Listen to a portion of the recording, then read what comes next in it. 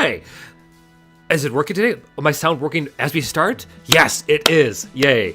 Had a bit of embarrassment last stream. But hi, welcome to Graveyard Gush, the show where we go and just talk about the latest and sometimes not so greatest films. No matter if they are, cinematic blockbusters or so bad they're good flops, we're here to gush about it nonetheless. Joining me today on our little review talk back about The Wolfman from Universal Pictures are two of some of my bestest friends in the whole wide world. I have, of course, Kimberly from the realm of TikTok, and we got Tiffany from the realm of YouTube. Yeah. Hello. Thank you both for joining me today. I am, to say the least, awfully excited about this because I think we had a bit of I don't want to say heated, but a very opinionated conversation after we saw this just last Friday. And before we go into that, let me go and give a quick description to those who haven't seen this film yet. As it is stated on the book of Wikipedia, Wolfman is a 2025 American horror film directed by Leigh Whannell from a screenplay he co-wrote with Corbett Tuck. It's a reboot of The Wolfman from 1941. It stars Christopher Abbott, Julia Garner, and Sam Yeager. And the plot follows a family man seeking to protect his wife and daughter from a werewolf, only to become infected and slowly transform into the creature himself. And, it's produced by Blumhouse Productions. It's yet another reboot in the Dark Universe. I say the Dark Universe, not the Dark Universe, but it is another entry into they Universal attempted to make a Dark Universe at one Monster point. franchise. Yeah. Oh, so without any further ado, opening thoughts. What did you think? Like general. I thought it was fun. Go ahead, Tiff. I don't think it should be called a remake of The Wolfman from 1984 because it had nothing to do with The Wolfman from 1984 or 1941. Agreed. If anything, it's more like a reboot to the franchise. It is, and I did like it a lot more than I thought I was going to, as Brittany and Kimberly called me the purist of the Universal monster movies. But it wasn't bad. It just wasn't the story, so it should have just been another kind of werewolf movie. It shouldn't have been necessarily The Wolfman. Yeah, it's kind of like... Well, to be fair, it was only Wolfman. It wasn't The Wolfman. To be fair, it was only Wolfman. It's not The Wolfman, it's Wolfman. It's Wolfman. It's actually just a last name, very, very German. Spoilers Like so Wolfman. soon into the conversation, only 3 minutes in. By the way, yes, there's going to be a lot of spoilers. I don't do really warnings outside of that. And hey, YouTube, going forward, we're going to be like dropping F-bombs, anything like that. So if you're below the age of 18, go watch the original Universal's Wolfman from 1941. That's good, clean family fun. Anyway, fuck yeah, let's move on. That's not clean family fun. A guy isn't sure if he's schizophrenic or he's turning into a werewolf. True, and said guy also we've really aggressively creeps spoiled yet. on his love interest too. Oh no, we haven't Yes, spoiled it it does. yet. It's gross. Yeah. No, I don't think we've been spoilery yet. But for me, I mean, if you take away that piece, if you trust that it's not going to be that, which based on the trailer, I knew it wasn't going to be a remake of The Wolfman, so I was okay with that because I knew going in. I thought it was fun. I mean, it's Blumhouse. It's not nuanced. It's, oh, hello, Kona. We have a friend. Sorry, you want it? Here's wolf. my Wolfman. Come here. No, so it's, I think that they're playing with some really fun theming and using the metaphor of lycanthrope for, stopping the generational cycle of abuse. And so they do have some thoughts that they're bringing to it. At the same time, it's still Blumhouse. It feels like Blumhouse. It's a fun night at the theater. It's not groundbreaking. Do I regret seeing it? No. Would I see it again? With friends, I guess. Yeah, and I would definitely watch it again. It's just, I don't think I'd go to the theater and watch it again. It wasn't one that I'm like, oh my God, I need to see this again right now. Yeah, I can really agree with a lot of those points. When I first saw it and I got done with it, I was really impressed. I think a lot of that had to do with just my fear going through it. Like, I sat next to Tiffany, and she can attest that the number of times that I was literally like sinking into the floor to the point that my head was like in level with her belly button. I was so low. I just leaned over and I just patted him on the head. You did sort of pat me on the head at one point, but coming out of it, I kind of rated it like a 8 out of 9, and after letting it kind of sit for a while and the adrenaline went down and my appreciation for the spooks that were brought in, I'll admit my rating kind of went down a bit more to probably like a bit towards a 7. And that's why I kind of put down the title for this stream. I'm not sure if either of you have seen it yet, but Wolfman is a messy good time. And I don't say messy because of the gore, but messy because it's not a perfect film. But I still had a good time. But I think although that gore is very messy, and that gore is very fun in this movie. Yes, agreed. But I think what really kind of made me realize I needed to kind of adjust my rating was when I thought about it, it's like, man, it's only been like, what? We saw it on Friday, it's now Monday. And it feels like I have to kind of struggle to remind myself that, oh yeah, I saw The Wolfman in theaters on Friday. And it kind of tells me a lot. It's like it's not forgettable. It's just there's so many other great werewolf films out there that it's not like sticking with me. I suffered from spoilers right away because if you do not want spoilers, do not look on IMDb because they straight up spoil it right away in the cast names and character names. And then they also, unfortunately, they had somebody out in prosthetics at Universal Studios and then basically spoiled what it looked like. And I was so upset with it. And the design, it was so terrible. And I will say it looks better in the movie than it did in those shots. But based on those shots, I was pissed. But I do think that for what they changed it into, because it's no longer a Celtic curse that has to do with the moon. It is now an indigenous infection zombie werewolf, which is very interesting. And the way that they take it is different. And the design works for that. I do wish that the Wolfman was a little more wolfy, but for what they changed it to, I think it works well. Yeah, I think for me, as far as the design goes, this came up when we were doing Britt and Tiff's quick car cut.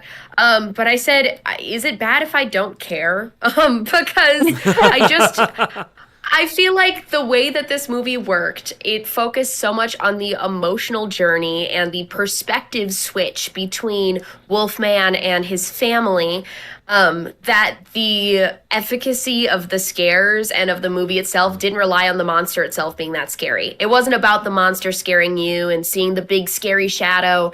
It was much more an emotional story. And so for me, I was like, the wolf could have looked like anything. As long as he still doesn't look exactly the same, as long as he's not just a guy, I'm on board. And so I'm not going to jump to its defense because I don't think it was a groundbreaking character design, but I don't think it changed my experience with the movie either. Yeah, that's how I felt too. Like, it felt like the strength of the monsters was more so in like the thought of it out in the shadows, because the sound design of this film is amazing. That said, I do agree that the look of it when it's in full daylight, isn't very wolfy like. Granted, I can speak from experience. The costume they try to bring out as an exclusive Universal Halloween Horror Nights, it does look a bit goofy. A lot of their stuff in the daylight looks like a guy wearing a rubber mask. And it looks like the Crypt Keeper. He looks like a Dobby the house elf. There's a Crypt Keeper who was left out with a shaver for a bit too long. Master has given me a bone. One of the things too that during the transformation that really bothered me was that he's losing his hair. But I'm like, if you're a wolf man, shouldn't you be growing more hair and not losing your hair?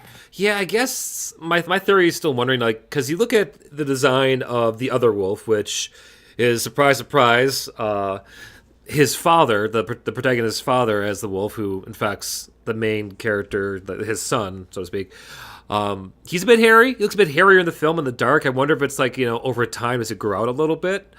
Because even like the costume they have for Universal Halloween Horror Nights has to have less hair than we saw in the film. But maybe that's just could be a trick of the light. Lodom's like, I see you in there saying like it sounds a lot like the Quarry's design of werewolves, and yes, you are not far off. Like, just it's a lanky, wolfy looking creature with fleshy. Yeah. Baka's very right. It's just an angry old white man. Like, yes. Do you guys remember what the zombies-ish looked like in I Am Legend when they all just get a little wet and fleshy? Yeah, they're just like naked. They're just like naked, fleshy, no hair people with large mouths.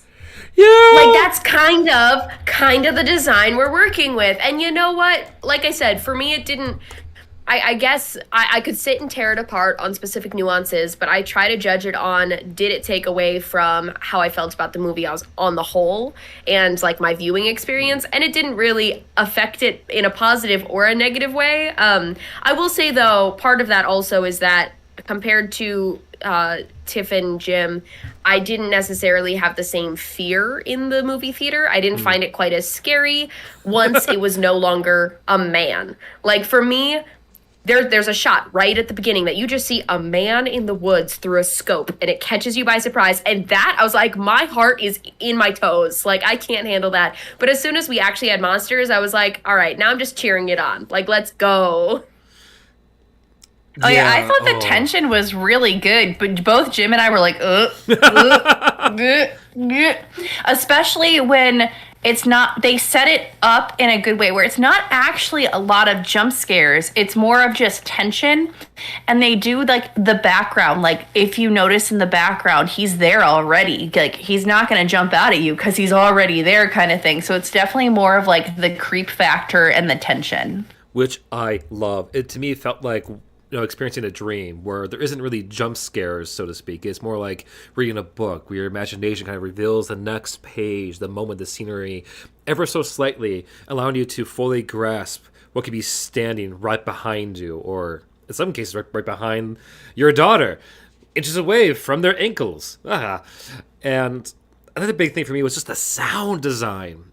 And I should have, and if you do see this at all, in theaters especially. I say this too in the quick car cut that I got to be a part of after the show. Thank you again for letting me be a part of that. I cannot wait to see the edit, and you should all go check it out when it does come out. But more importantly, if you do see this in theaters, see it in an IMAX theater, because the sound is so definitely important. So important. And you can just tell from the opening shot alone, which in hindsight makes a bit more sense, which is just straight up watching a wasp get torn to pieces by a horde of ants. I didn't like that. Yeah, it's definitely an unsettling like scene, but it's like the sound is similar. The sound levels are similar to what the wolf men kind of show when he hears a goddamn wolf spider up on the second floor in his closet. Like, it's just... Yeah, it's like a feast for anyone who loves sound design, man. I will say that scene in particular, I felt was... I love that I'm like, it was okay, and yet I keep talking about the things I liked. I felt like that scene was a very good way of subverting expectations, because I leaned over and I was like, oh, he's going to be dreaming. The wolfman's going to jump out and it's going to have been a dream. Like, there's no way it could have gotten in up there. And then for it to swap and be like, oh no, he's hearing a spider on the wall and he's not going to wake up from a dream. I was like, oh, that's pretty neat. Absolutely. In addition to sound design, jumping to another element of it that I have feelings about, I'm not confident enough to say that I loved it or I hated it, were that in the direction and the cinematography, they use these very washed out and neon lights to shift between the wolfman's perspective and the family's perspective, and it intensifies as the disease takes over his body, right? And it's really cool because it helps you see, that he doesn't recognize his family and that he can't understand the words that they're saying. And it puts you in his position of being greatly afraid and misunderstood as he's becoming this monster. At the same time, it doesn't look great, in my opinion. I think it looks bad. I think it looks objectively bad, but I gotta give them credit for swinging for the fences. But my God, it looks like 3D glasses look like in a 2000s Spy Kids movie. Like, it's so bad. I really appreciate that they tried to do something different and show it from his perspective, and that's great. I love that they tried something different. But again, doesn't look good. I will say the one time that got me is when they're in the barn and they switch to his, it's from their perspective and they're trying to see where he is. And then they switch to his perspective and he is directly in front of them. I was like, oh, okay, that was a good one. So there were good things about it, but overall, the effect is not great. But the intention is excellent. Like, I want to give them credit for the idea and swinging for the fences and doing something interesting. And I like that. I just don't like what it looks like. Yeah, I think it looks bad. And correct me if I'm wrong here, but to quote my very often said saying from our talk on Nosferatu, while you don't like how the execution, you respect the direction they were going for. With like the wolf visions and sense, like, I just love the slow penning back and forth between.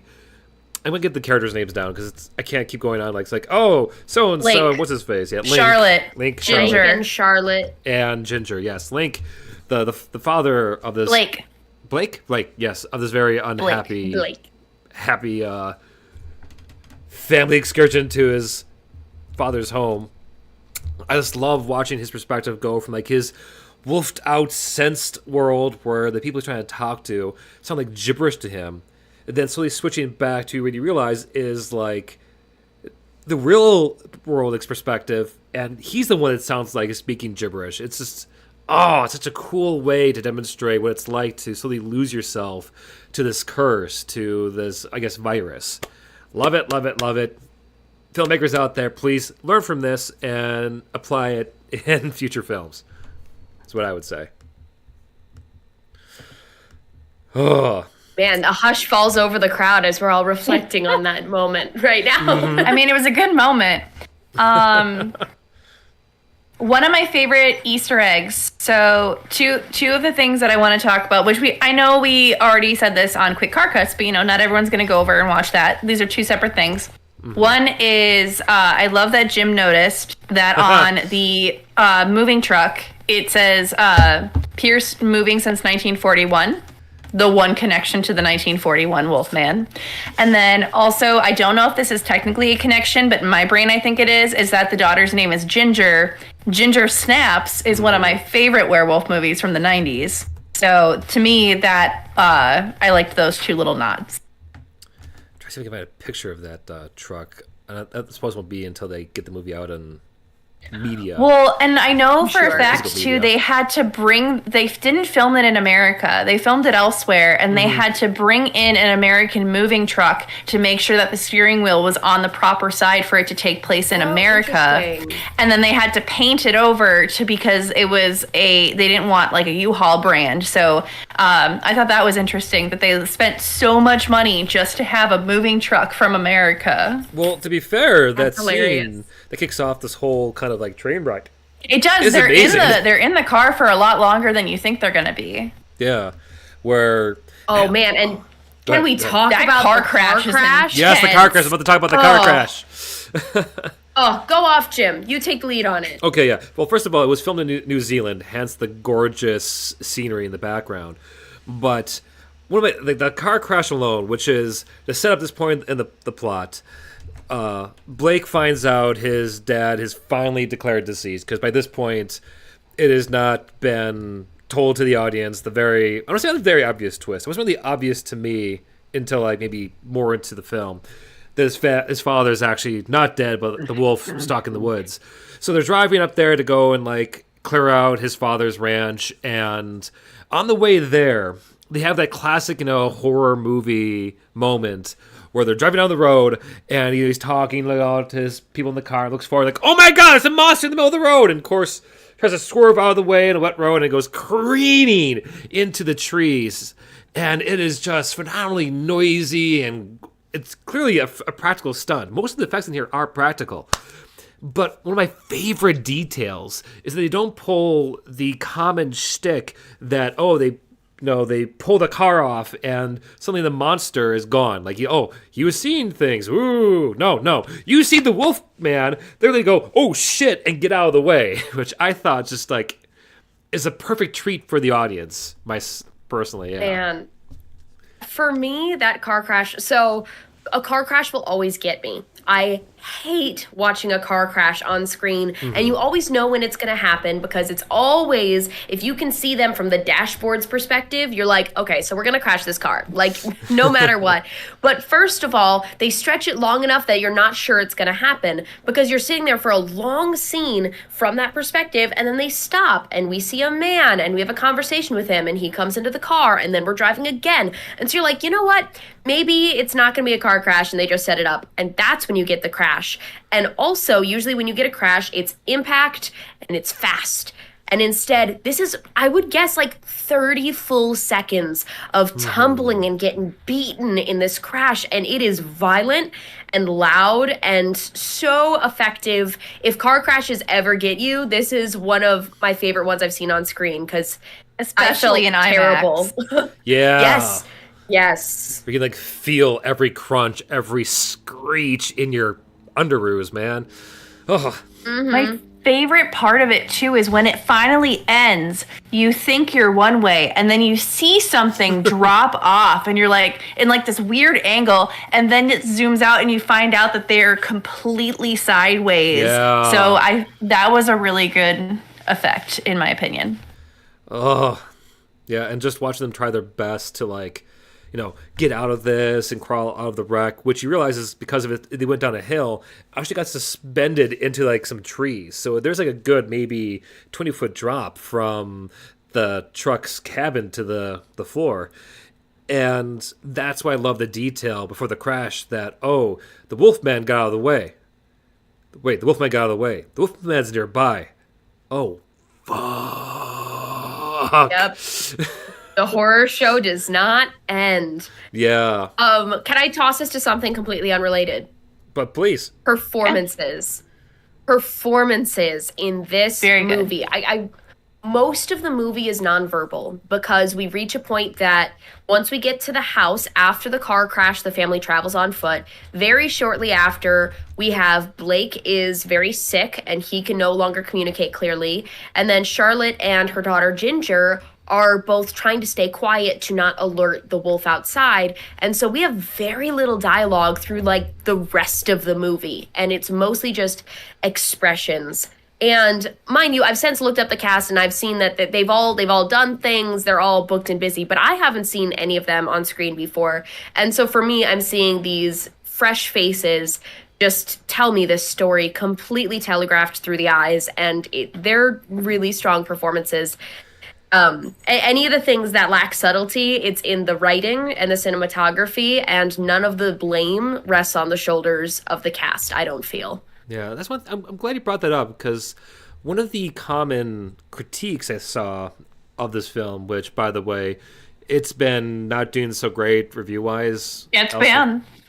I'm not too surprised. Yeah, but one of the complaints people have is that they haven't liked the acting. Right? I personally...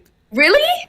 Yeah, they thought it was dry or unrealistic. Which one? All of them. I think given what they were given, they did a great job. Agreed. For an actor to make anything salvageable out of a Blumhouse script, they have to work really hard, and they worked that screen. They really did. They really did. Like, God, I want to get his name down here. The guy who played Blake. Here he is. Christopher Abbott. Like, he had to show just the slow descent of a man losing himself to something outside of his control. And it was just subtle. It was great, though. Like, the amount of pain in his eyes, even to the point where he couldn't even talk anymore. You could see the thinking going through all the subtleties on camera. That's a hard thing to do alone when you have prosthetics on. But still have the prosthetics on, and I still get to say anything. I was just blown away by him. I think if I do watch this again, it's primarily to watch his performance and some of those like tense scenes of his family and just the panic in his eyes. Oh, like I don't want to go too much into it, but at one point on the farm, the family gets caught above a greenhouse, which, mind you, is mostly lined with plastic. All the family are on top of the greenhouse, while Grandpappy Werewolf is down below, slowly slicing up at their legs, cutting into the tarp as you hear it slowly starting to like rip off its supports, and it's just, I love it. It's great. Although I have to say that climbing on top of a greenhouse, a truly plastic greenhouse, not a building, is one of the stupider horror movie decisions I've seen. I'm like, if you're gonna run and climb, you have time to run to the house or the barn, but instead we're just gonna run onto plastic. Like, it was... Sorry, the barn got me. The barn. Yeah, the house, the barn, the greenhouse, and I don't want the greenhouse. None of that. No, it was... Duggo. And I do, now that I think about it, I think it was when they were leaving the barn, so they wouldn't have run to the barn, but it was a bad decision. Of course that wasn't gonna work. It's plastic. Yeah. Panic, I want to say back to acting. Yes, the kid actor they found for Blake... Those two look so similar. Amazing casting. The young Blake and adult Blake look like the same person. Yeah, I think I love when a kid looks like... I think his name is Zach Chandler I'm trying to find here. Sorry, somebody wanted attention during We can see that. That's stream. fine. All the dogs, please, on our Wolfman or Wolfmen talk back. Oh. Are you a wolfman? Oh, cute. What was I going to say, though? I will say, I think the smartest decision in the whole movie is the bear trap. Setting the bear trap in the barn was the smartest decision, in my opinion. Yeah. So that's the smartest decision she made? Yes. But do I have to see Leigh Whannell have another guy chop his foot out of a bear trap? Like, why have we done this twice? That's so weird to repeat. What was the other It's time? an iconic thing to do twice. I understand that he was trying to show like he's rabbit. Oh, who just got here? He's trying to show that he's rabbit at this point. Yeah. But it didn't quite make sense. It's Please just continue. that I will be Whannell's- right back. Okay. Yes. For me, it's just that Saw is so iconic for being Leigh Whannell's big breakout piece and for having one of the most iconic moments in horror, chopping the foot out of the bear trap. So when I saw it again in another Leigh Whannell movie, I'm like, dude, you created the Saw franchise and you can't come up with a more creative way to deal with the situation. Like, this is so bad. At least just rip it off, But instead he gnaws it off, which is very similar to sawing it off. And it's just... I liked it if I didn't have the context of Saw being the same writer and director, Well, I mean, I will say, though, to be fair, in Saw, yeah, it was. In Saw, there was no it's bear not trap. a bear trap. It's a shackle. Yes, thank you. But it's so Yay, similar. nerds. Are you going to tell me it's not the same shot and the same You're gonna look at moment? me and you're gonna tell me that I'm wrong. You're gonna look at me and you're gonna tell me I'm wrong? I mean, He came down in a shackle, dog! people. Speaking of Directors are allowed to have their trademarks, right? I mean, like Michael Bay has his explosions, Christopher Nolan has his boahs, and this fellow whose name suddenly is escaping me. Don't tell me. I'll find it right Leigh here. Whannell. Leigh Whannell sorry. I said it. is bear traps or starting feet off because he likes his heroes with stumps. Yeah, I like it in the context of this movie. It's not Yeah. that it's out of place or weird, like it fully belongs. As soon as I saw it, I was like, are you serious? Are we doing this? I'll say one thing. Yep, I even enjoyed. Baka's agreeing with this. Baka's with me on this one. Yeah, yes, the foot chop and saw referencing guy. Yeah. I think the one detail I felt kind of refreshing with this film, at least I don't think you see too often in other Howlings or American Werewolf in London's is that the original wolf, the one that infects one of our main characters, got to stick around for a good chunk of the film. It wasn't just like killed off right away. We got to see a bit more of them. And not only that, we got to see a very rare werewolf fight, which is always a good time. I find it very interesting that they're talking about how this movie is a remake of the original Wolfman. But it actually takes way more of the 2010 remake. One, yeah. Because the original one is one of my favorites, and it's a story about a guy who has to go back to his hometown in Europe. He left because he wanted nothing to do with his family's legacy. And then he goes back because his brother died, tries to fit in, and then that's how he gets bitten. And it's a whole thing of, is he actually turning into a wolf, or is he just having mental problems and something's going wrong where he is losing his mind and he thinks this is happening? But then you get the 2010 remake, which completely changed the story again, where I shouldn't say completely changed. It's the same characters. They changed the setting to Victorian era. And then it's actually a huge story about abuse and what his father did to him as a kid. His father, spoiler alert for an old movie, is the Wolfman who infected Lawrence and is trying to get him to become like him. And then they have a fight. So I see so much more of aspects from the 2010 Anthony Hopkins version than of the actual 1941 version with Lon Chaney Jr. Yeah, I was reading a little bit about some of the breakdowns other fans have been having with the film, and they did point out the similarities that you saw with the 2010 version. I'm also seeing a lot of people saying that this isn't meant. I mean, it was meant to be kind of a remake, but it's definitely more of a reboot. But one take I liked about the father and son dynamic is more so not really cycle of abuse, but more so the cycle of some kind of family, unfortunately inherited illness that you just kind of see that your loved ones go through it, and then you just know, yeah, the generational disease, whether it be Alzheimer's or sort of that nature, come back at you. That's okay, I could definitely see that with this. I mean, there was some elements of this dad trying to be better than his own father, but it's so briefly touched upon. I don't really see it as a big part of this film.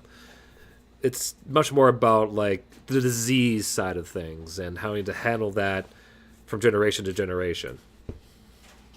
I feel like the disease was a metaphor for abuse. So it is portrayed as a disease, but I feel like it's, especially when there was one line that felt very on the nose that she's like, oh, is daddy sick, when she's seeing him be violent? And the mom says, yes, his dad gave him the sickness, Yeah. And then choosing to break that cycle by, he's never trying to hurt his family. I really think throughout the whole movie, if you were to watch it again, I think that the whole time he's unable to communicate. But once he recognizes that the wolf that he's killed is his father from the tattoo, he realizes that he needs someone to kill him so that he doesn't kill his family. But I think that they also begin to start that narrative early on in the scene with him and his daughter. And his daughter scares him by going towards the road, but he grabs her and he yells at her. And so it's enough to show hey, he's got a little bit of his dad in him. He has to resist it. And then he actively, talked it back down, but, kind of falling into those cycles of, hurting your family members, whether emotionally or physically, and then having to talk it back and then deliberately break from it. So although I do know that the disease is how they kind of portrayed the illness in this, I feel like it stands pretty firmly as an abuse story over a disease story. Just from my perspective, kind of my reading of it. Yeah, that I can see that I may be reading it wrong, but then again, that's art for you. Different, I was gonna say it's just another reading. Yeah. One thing I'm kind of I think we can agree. Oh, go ahead, Jim. I was just gonna say one thing I'm curious about is for you all, when Blake has fully transformed, his father's dead, and he's clearly, more beast than man. Did you see him, because he's clearly, I don't want to say hunting, but more stalking his family around the farm. Do you think he's actively trying to get at them, or is he trying to almost goad them into doing something. Because I think at the eventual, like, very end of the film, when he's followed them to a deer stand, he clearly has every chance in the world to take his daughter and wife out. But that's like the one point you actually feel like, he hesitates and almost like lunges just to get her the oomph she needs to shoot him down. But before what then, I think is... So I think there is enough... It's very come and go, because you can see him earlier in the movie where he no longer recognizes his daughter's face, and then her face will come back to him and he realizes and stops. So it's kind of that point. And I think... because it's the same deer blind from the beginning of the movie. It does a very big wraparound where it's like this very same scene that he had at the beginning of the movie with his dad that he remembered. And he's like, oh, that one never came up top. I'm going to go over the top to get to them because I know that they're in there. And then I think he gets one last recognition of his daughter's face. And then that's when he's like, I want to stop. Mm-hmm. But, and dude, the way she, like, their whole thing... There are two lines that the daughter said that kind of got me. One is when he's outside and standing in front of the door, and she's like, Mommy, Daddy wants to come in. And Charlotte's just so, like, gone, like, emotionally drained that she just opens the door and lets him in at that point. Because Ginger's just like, Daddy wants to come in. And then the other one is when she's like, Daddy wants the pain to stop. And I'm like, why would you make her say that? Well, and for me, I feel like he's struggling with the monster that he's becoming, which is also, I think, very in line with the metaphor, being like, you have this tendency to snap and to cause harm. And so he recognizes that in himself. And so I don't think it's that he's not violent. He's becoming a monster and he's behaving violently, but he doesn't effectively hurt them. And I think that he has the opportunity. I do believe he could have killed them. And there are times. And so with that coming in and out of consciousness, we get the part of him that doesn't want to kill him at the end, obviously. But I feel like that's something that's with him intermittently throughout the whole thing. But I don't think it takes away from the fact that, yes, he is a monster. He is violent because he's not in his right mind. He's very, very sick at this time. Yeah, and that's kind of how I saw it myself, that a lot of that kind of like third act stalking is more like a creature learning to hunt for the first time, studying like this is a new smell. Is it food? Oh, food, kind of hurts. It smacked me in the face with the bat or brought a knife at me, and now my foot's in chains. Well, time to pull a saw. It wasn't really until you get to like that deer blind that I feel like he does have that one last ounce of just normalcy back, which is so tragic because I think the same thing happens to his father earlier in his final moments after Blake has ripped out his jugular. That that's my boy. He came back. Oh God, what have I become? And then in the trees, because it's established earlier on that Blake as a child is very imaginative. He even goes out to become a writer. And there's this beautiful shot of him just staring up at the leaves, kind of getting lost in its beauty. And like one of the last things Blake as an adult sees is that very same view. And it's just like, that moment he's at peace. But oh man. Can we talk about very similar to that, because when Blake has grown up seeing these images, and he's then later as an adult trying to convince Charlotte to bring the family with him on this trip to Oregon, he says that there are views there that'll make you rethink everything you've ever known. There are views there that'll make you understand. And, I wish I could remember exactly what he says, but that's kind of the gist of it. He's like, the views there will change you as a person. And then we have the ending. And I want to know how you guys feel about the ending, because I went through like 3 different feelings over the long shot. And so I want to know if you guys have any strong feelings about it before I dig on it. I appreciate that they finally got to see what he wanted them to see, but it could have been like 3 minutes shorter. It was so long, and it got to the point where I was like, just show them the view, please. For me, oh, go ahead, Jim.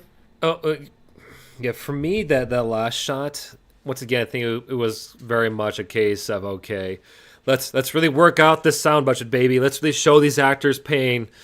But yeah, I don't know. I didn't feel like it really went too long, or rather, it could have been shorter for me. I guess I was more caught up with like my imagination was trying to emphasize what they were going through.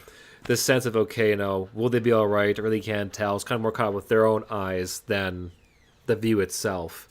Because when you actually see the view that Blake says, "Oh, go to my farm. This is what view." Then you look at it, it like lets you know that everything's going to be all right. And it is a good view, but for me, it's more about the internal thing because it's such a very internal struggle film. Which I don't think it answers the question at all, but yeah. No. I mean, it sounds like it worked for you. For me, I want to keep the same thing, but shoot it differently. Because what they have logistically in the shot is you see like the back of their heads as they're standing, they're like holding hands. And you see them like turn and look at each other, look out, and the shot's still going for a while. And then we get to see the whole view. And for me, I hated it until we saw the whole view because I thought, are we really doing the like, look at us. We're off to go into the world together, a new life. Like it felt so corny to me. But then we saw the view and I was like, no, I didn't realize that that's where we were going with this. This is one of those views. And it really, I mean, a striking, gorgeous view that does feel, Oregon reminiscent. I recognize that it wasn't shot there, but it does kind of have that Pacific Northwest feeling. But I feel like you could do this same thing very quickly if it was one shot and it was from behind them. The girls look at each other, look at the view, and pull back. And just do it pretty quick. And then we can have most of it be on the view. I don't know. It's so nitpicky, but they completely lost me, like right at the end. And then they got me back a little bit. I definitely But I was like, why agree. lose me right at the end? That's such a waste to lose your audience right at the end by doing something really corny such a and then strange fixing shot. It was so strange. I don't know why they did it the way that they did it, and they must have reasons, but they're not my reasons. One thing that I think about it that I do remember kind of experiencing during that moment was like, oh, this is almost like the same, setting, but the same blocking of Blake with his dad back when he was a kid. Like, it felt almost like poetry. It's symmetry. It just rhymes and all that. Thank you, George Lucas. In that it's like, okay, here's the second chance that this family kind of needs. Like father and son, didn't work things out. Now here's a chance where mother and daughter can maybe set things right and just learn from past mistakes and to be stronger and get the fuck out of those woods because we don't really know if the virus was just contained to old grandpapa and daddy-o. But I guess it also to me was kind of interesting to see the same shot because at the very start you had like two guys hunting out there. That's like stereotypical pictures of past. Now they have women out there in the same roles. I thought also was maybe something they're trying to go for, but I don't think that was the main gist of it outside of just like try to give these characters some essence that okay, there might be a piece of what they've just experienced. I don't know. Like grasping at straws with that though. But speaking of grasping for straws, I noticed Baka there asked earlier again. Good break question here: are there any famous werewolf hunters? And because they brought it up, like Van Helsing and a few others, but I really can't think of anyone else who really was famous for hunting werewolves outside of maybe Buffy. Celine from Underworld. Yeah, Celine. I don't think we saw that one. What I was thinking of like a Blade, maybe even. Did he hunt werewolves? Yeah, but I don't know. I guess my thing is because in Underworld they have like the war between the vampires and werewolves, and they literally have specific vampires who go out and hunt and kill werewolves. So that's why my thought is Celine from Underworld as being like the ultimate werewolf hunter. I'm trying to think of, not to get too deep with it, but thinking of why we don't have iconic werewolf hunters the way that we have iconic vampire hunters. Just like because obviously werewolves and vampires, like all these monsters represent different societal fears. And so I don't know. It's something that I'm going to be left thinking about because there aren't any that have the kind of fame. Like, yes, there are people who have technically hunted werewolves, but there aren't any that have Van Helsing type of, iconography to them. So it's interesting. I think it might have a lot to do with the fact that, in essence, the werewolves being such like an embodiment of someone like losing themselves or like the people going feral and generational abuse, that the message needs to be tied in, that the way you kind of end generational abuse is by someone else in the family finally putting a stop to it. So with it being very moment to moment, that is the ultimate werewolf hunter. It's Ginger's sister, it's Lon Chaney's dad, which I don't remember the names of. If it's been clear before, Claude Rains. I'm bad with names. Yeah, he's played by Claude Rains. Yes, thank you. Who is also the Invisible Man. Mm-hmm. Claude Rains is the Invisible Man. Oh man. Yeah. But that's okay. So that's what I found really funny about. So something completely different from the movie we're talking about, but I just have to bring up because I love Universal movies so much. Can I get away from the microphone? Excuse you. Is that so? Lon Chaney Jr. plays the Wolfman, plays Lawrence Talbot in 1941, and his dad is played by Claude Rains, who plays the Invisible Man, who also played in the Phantom of the Opera in like the 1940 version of the Phantom of the Opera, or 30s version. Mm-hmm. But then Lon Chaney's actual father, Lon Chaney Jr.'s father, Lon Chaney, was the original Phantom of the Opera. So I thought that was kind of funny that both Phantom of the Operas were his dad.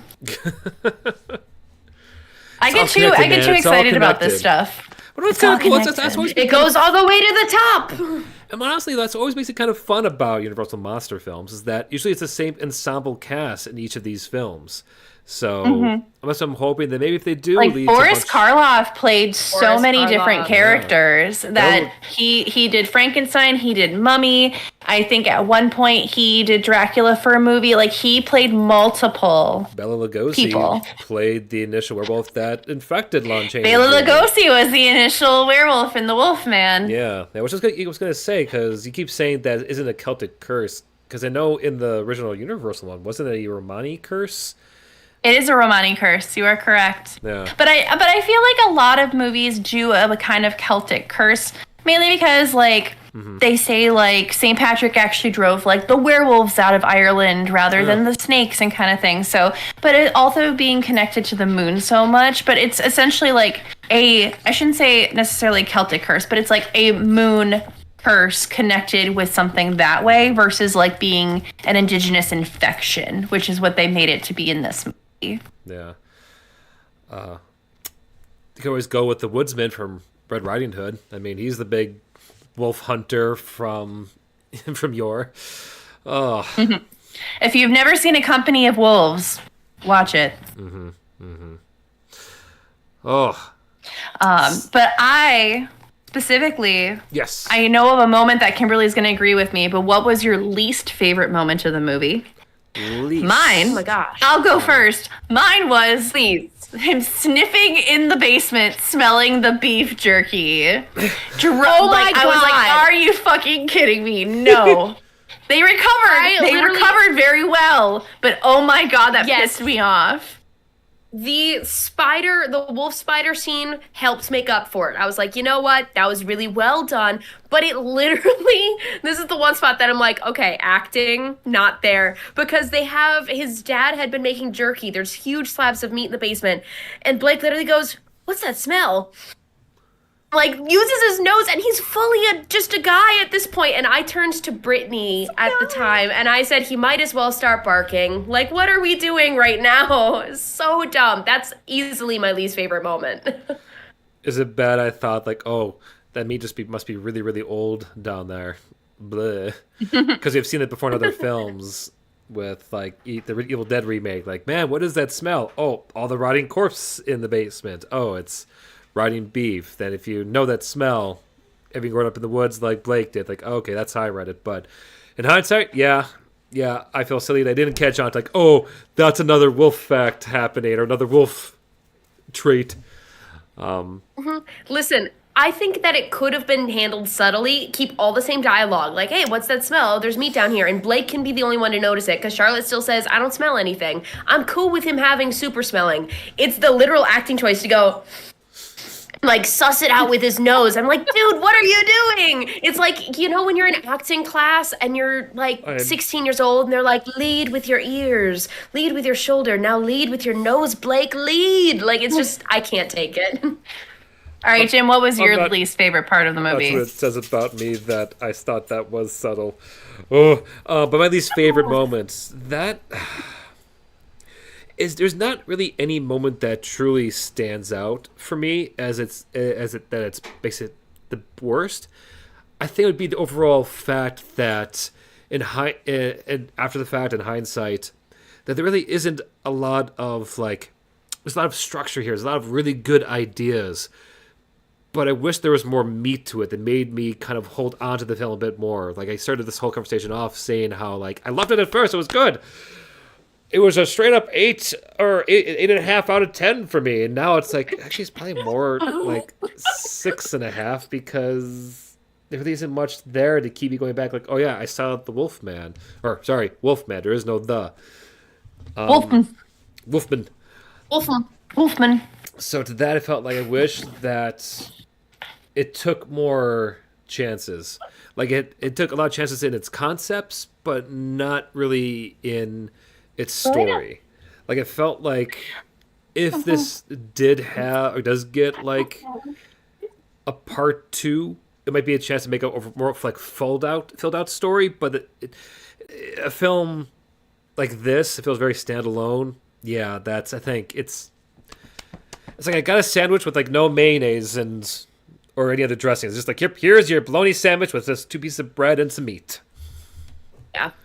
I mean, for me, I felt that it was a really fun night at the theater. I'm glad that I saw it. I don't regret going. I had fun. That I was actively cheering on for some, fun, exciting gore and interesting shots. And they swung and tried some interesting things. But at the same time, there was nothing about it that felt groundbreaking. There's no reason that anyone in my life has to see this movie. Exactly. And without that, you got no word of mouth. And with no word of mouth, no one buys tickets. I mean, we saw it on Friday night at 7:30 on opening weekend. And we were a small group of, there were probably 15 people in that theater, total. And it was a big theater. And that's a bad half sign. of it. That's a peak time. Right. We were half the audience. Yeah. No, straight up, you're not wrong. No, you hit that right on the nose. That's the ultimate thing. I originally gave it in the quick car cuts. I gave it a 6 out of 10. I still think it's a 6 out of 10. It's not terrible. It's not the worst movie ever, but there wasn't anything that I was damn, I gotta watch that again just to really think about that. When I saw Nosferatu, I had a lot of reservations, and the more I sat and thought about it, I'm actually, no, I really liked it. So the more I sat on it, the more I was I need to watch this again because I have to started to like things more. And then this one, I'm yeah, it was Wolfman. That's how I feel exactly when it comes to Nosferatu and this. The more I talk about Nosferatu, the more I kind of appreciate it in hindsight and need to give it a clearer second shot. This, it's you know what? It's all right. It's a good budget film. It's a good, if it comes up on TV, I'll probably watch it, but I won't actively try to find it. There's other werewolf films I would much rather spend time watching. Ginger Snaps, American Werewolf in London, Wolfman. I'm a lover of the Ginger Snaps prequel myself, and I didn't like Ginger Snaps Back, but the third one's amazing to me. The original for me. Wolf I Cop. love Ginger Snaps. Wolf Cop is a great one. Thank you for that, my wife of mine. The Canadian horror comedy Wolf Cop is amazing. If you ever get the chance to see it. I have something that I want to ask both of you about because I know that you're fans of this. Yes. So, interesting concept. So, the original Wolfman takes place in Europe, in a manor, in a Romani town. This takes place in a cabin in the woods and it's a very small space. It's very much a bottle movie where once we get out of San Francisco, we are in this cabin. Mm-hmm. How do you feel? Do you feel any connection to The Evil Dead? Because I know both of you love The Evil Dead. I do. And again, it takes place in a cabin. You're very isolated. There's no way out kind of thing. And how do you feel like there is a connection there at all? Or do you feel like it's kind of just a happy accident because it took place in a cabin? I wish I could tell you that I felt like they were related because I would love that. I would be so excited. But I feel like the lore of the monster just feels so different than something instigated by the Necronomicon. And especially with, I think that one of the things that, whether you're talking about the original Evil Dead trilogy or the new Evil Dead movies, and even 2013, which I know feels tonally different than all the rest, but all of them share that because there's this possession element to them, there is a really manipulative piece to all of the Deadites. Or the zombies, the creatures in Evil Dead kind of manipulate and put on the voices of the loved ones and do these things to get to people. And this werewolf is a werewolf. He's hungry for blood and he's out to get it. But, I like the idea. I just don't know if I'm on board with the headcanon completely. Understandable. I just wanted to mention it because I was like, Jim had mentioned The Evil Dead earlier, and I was kind of like, as the two people I know who like it the most, I wanted to know your thoughts on it. And you know what? Thank you for pointing that out, because now in hindsight, I was just going to stop saying hindsight, but with that in mind, I think it does kind of bump a few points back into this film for me, because as a werewolf movie, it's all right. But as a creepy cabin movie, this shit's kind of good. You know what? That's where I feel more. Okay, cool. You've now brought some love back. I might actually have to put this back into my library at some point, because it brings out all those fears I had as a kid. Because I used to go camping a lot with my family, not in a cabin, but in a camper, and I cannot tell you how many times, because I have a very active imagination, have to work up the courage to step out of my giant, metal safety box to go to the bathroom, a good 5-minute walk away in the dead of night in the woods. Oh God, a squirrel could fart, and I would have thought it was some kind of monster coming after me. And I think that's what I felt a lot in this film. That's those stalking noises in the trees, those cricks of the board, just all those good shit. It does so well. And I wish that it gave the same kind of power to the whole Wolfman side of things. But as a creepy cabin story, yes. I like it. Thank you. You know what? That's what this movie needs more of. Keep everything the same, just like Chuck and Bruce Campbell, and see what happens. There you go. Yeah. Bruce Campbell walks out of the basement holding jerky. Groovy. Let's go. I do love me some creepy cabin movies. Now I'm going to go watch. Because, this would be kind of a fun double feature with one of the Evil Deads. Maybe, I want to say the original Evil Deads, but the remake, I think, would be kind of fun back-to-back with... Evil Dead Rise Gush win. I am here. I'm ready. Well, we can talk more about this later. I'm not sure if anything's coming out in the next 2 weeks, so maybe we do Evil Dead Rise Gush, because I do love that one. That is a fun one. Have fun. I can sit and watch it with you. I know it really well, and I can help you with the possession scenes. I think it's fun. You know what, though? For those at home who don't know, everybody has that thing that actually scares them. I love horror movies so much. I love tons of horror movies. The thing that actually freaks me out and I do not like watching is demonic possession movies. Not my thing. That's where I kind of draw my line. So Kimberly wants me to watch it. How many of you guys want me to watch it? Oh, do not challenge them. Hopefully all 5 who are watching now, and I think I'm one of them. So I want you to watch it. You've already got a 20% vote. There we go. I want you to watch it, man. but then again, I like watching all the movies with my friends. Truly, it's one that if you... I don't know how well you know the other Evil Deads, and this goes for anyone. If anyone ever wants to watch it, whether I you have gush seen about the it or original not. Evil Dead, and I have seen the original Evil Dead 2. Yeah, the original Evil Deads are very funny, very campy. It's Bruce Campbell. It's delightful. Evil Dead 2013, a lot more serious, but keeps the Necronomicon. Evil Dead Rise, in my opinion, brings back the campiness, but the same amount that, like, Thanksgiving is campy to me. Where you're like, this is I still love very Thanksgiving. dark.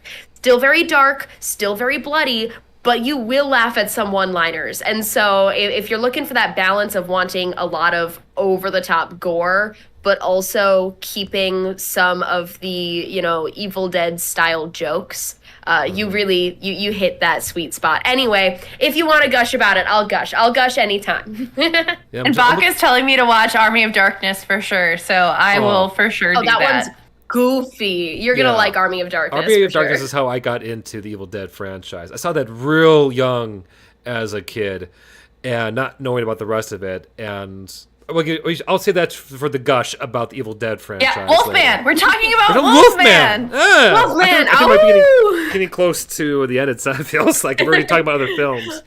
I'm sensing it. I'm sensing it approaching. Yeah, which says a lot about this film in itself too. Like the fact that we hit the hour mark, and we've already had our fill of a gush about this film. Now I am happy to have found newfound love with it in the Cabin Connection.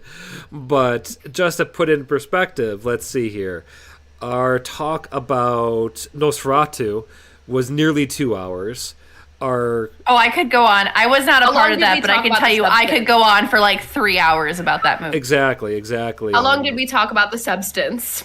The Substance? Oh, forever. An hour and a half. I'm wondering. Yeah. Well, Yeah. I mean, Brittany and I talked about Alien, let's see, not Romulus for an hour, but that was just two of us, and that's still a lot to say there. Mm-hmm. But that's fine. Not all these have to be multi-hour And maybe this is shenanigans. But there's one last thing. this is why it doesn't necessarily earn a rewatch, because there's not a lot to say about it. You can have fun, but if you can break down everything there is to say about the movie in an hour, then yeah. Well, there's you know. one last thing we can still bring up, I think, to talk a little bit about. We have not touched at all about the quality of the practical special effects in this film, Gotcha. which Good. we've like graced over, but never really got into the meat of it. And good Because we God, talked about the They sure design, do. but we of the didn't talk about monster. the actual effects. Exactly. What? Okay.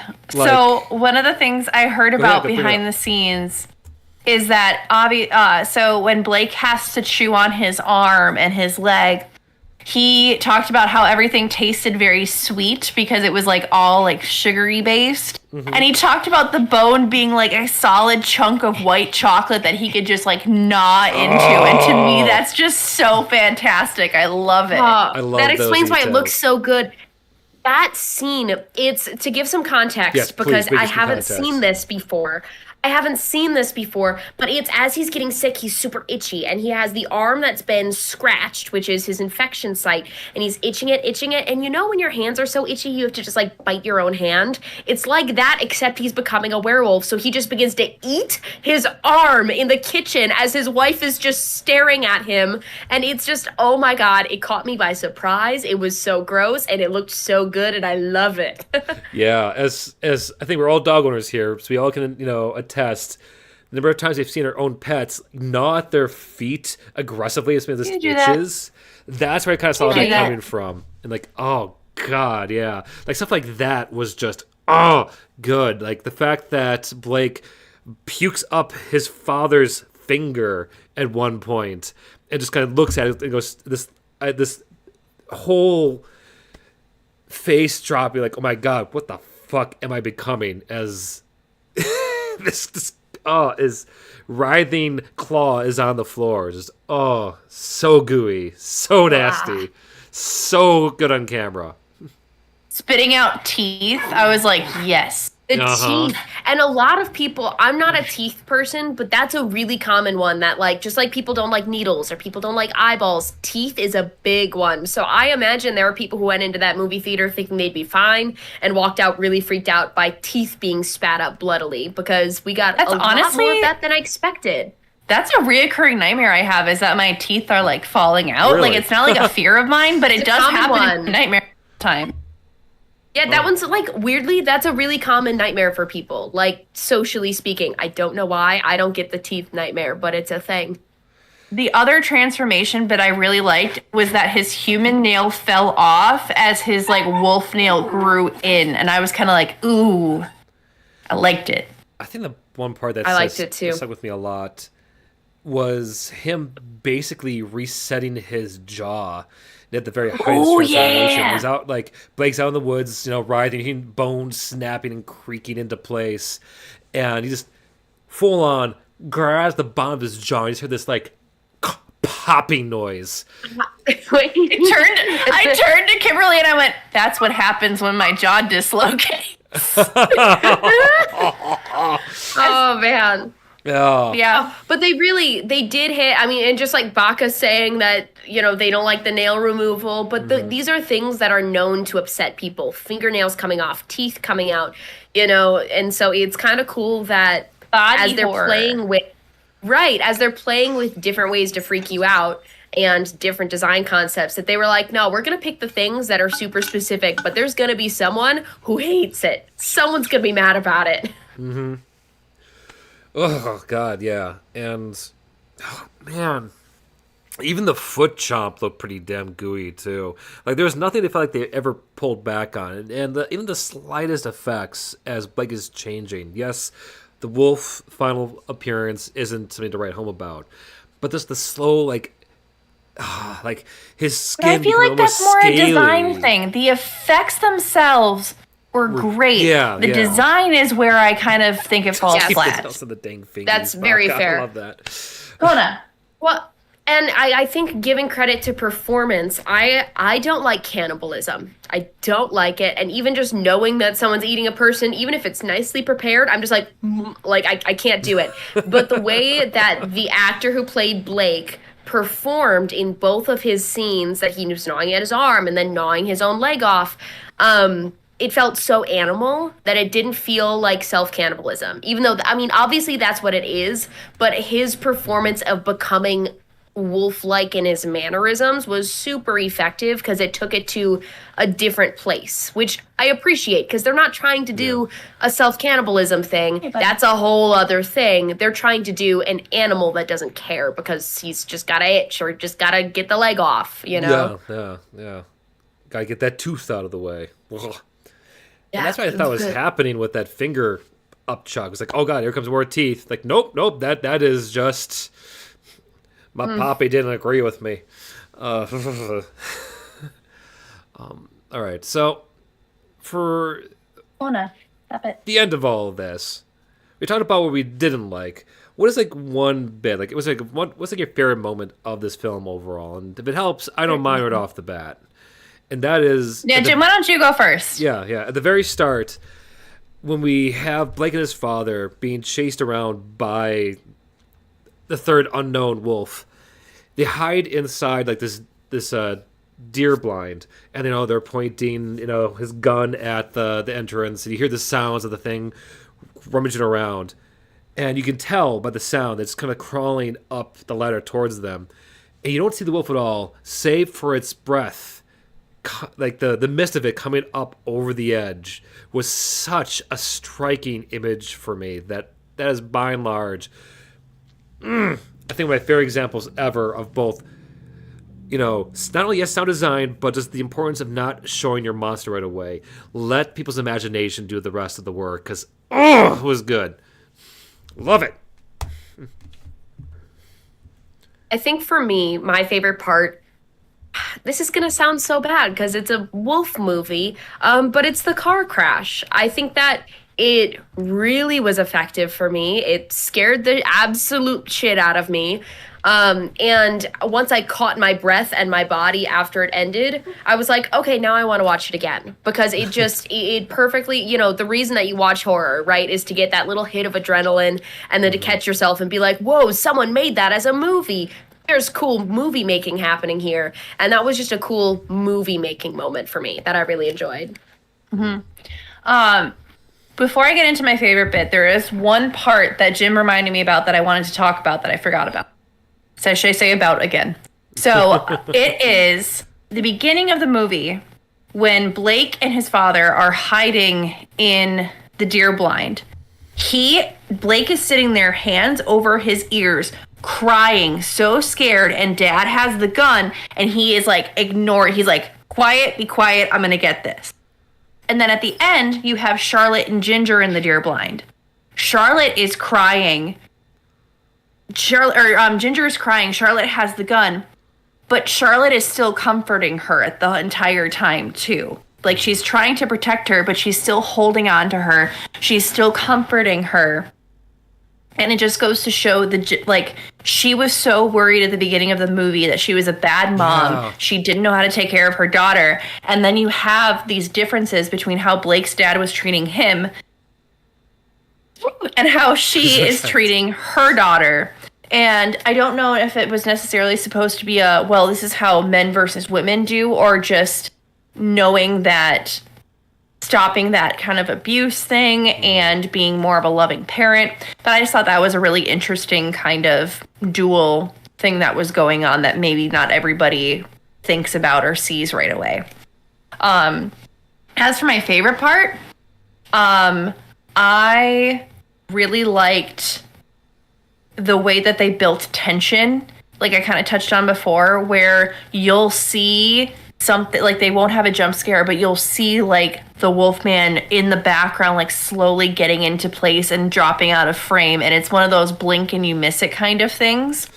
I felt it had a very good tension building way that way. And I do also agree, like from the car crash up until they get into the cabin is so intense, and it kept my attention the entire time. And I felt that was played really, really well. I'm glad you brought up at least once the whole element of watching the wolf kind of slowly appear ever so slightly on screen as he kind of pan over. Because I should have a number of times Tiff and I were like gesturing towards the screen like this, silently like, trying to like point to the characters on screen that like look behind you, but we're too terrified to say it out loud because we wanted him to see us too. It was fun. So I like seeing these films live with people.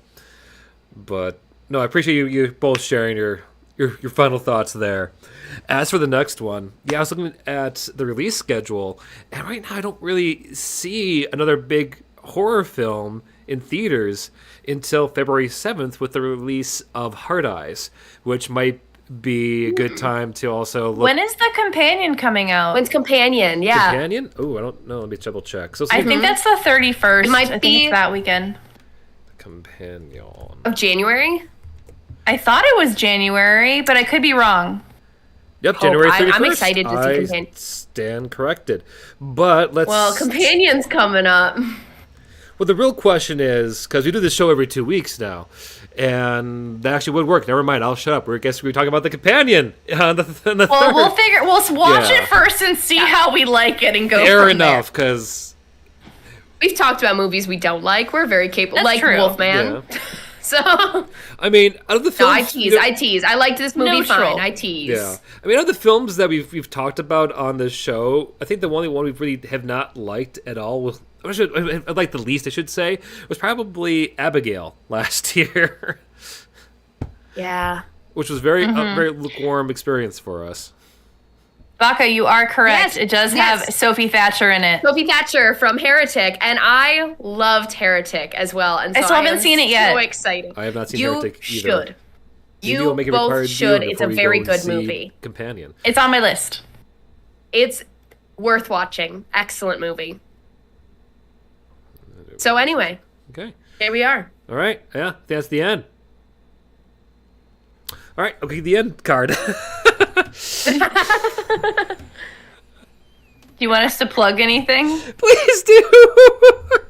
Okay. Kimberly, You got so silent. I was like, I don't know what's happening right now. I'm bracing I myself. got caught for up bad in the news. bit myself. Like, okay, be quiet.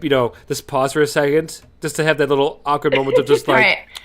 Kimberly, Okay. where can people find yes, please. you? 2 places. One, I have a podcast. It's called Scary Accurate. You can stream it wherever you like to stream podcasts, or you can find us on all the social media platforms that are alive. I guess now everything's changing. So I guess, Instagram, TikTok, and Facebook at Scary Accurate Pod. And then I have a TikTok where I like to talk about horror movies also. Surprise, surprise. And that username is KL Name. Don't know why, but that's what it is. KL Name. Go find me. Love it. And then you can find me in a couple places. I have a YouTube channel with our friend Brittany called Brit and Tiff, where we do reviews of horror movies and big episodes of Double Feature, which are hopefully coming soon.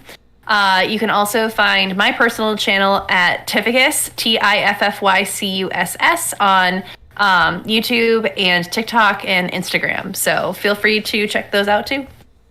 And you can find me here on this channel with my friends. Thank you all for watching. If you were here with us live, we appreciate you just chiming in. Baka, our MVP once again. You're rocks there, my dude. Lodom, I saw you in there. A the Ant as well. And if you're watching this after the fact and the recording, I hope you enjoyed this. Thank you for listening to the end. You are also a rock star. If you haven't already, consider liking, subscribing, not just to me, but to both of these lovely ladies, stuff. They should have their links to their various social media accounts down in the description below. And yeah, let us know in the comments what you thought of Wolfman, or what do you like to see us talk about in a future gush, because right now it might be The Companion, or maybe it might be Captain America Brave New World, if I can really stretch the imagination at what counts as a horror film, because you never know with Marvel. You're going to have to get someone else on that one. Would Harrison Ford as the Red Hulk count as a demon? That's the totally closest I demon, can totally think demon. of. I'm walking away.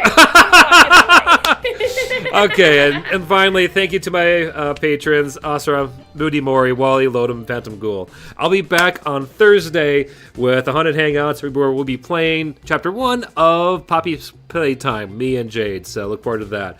I'll catch you all later. Bye now!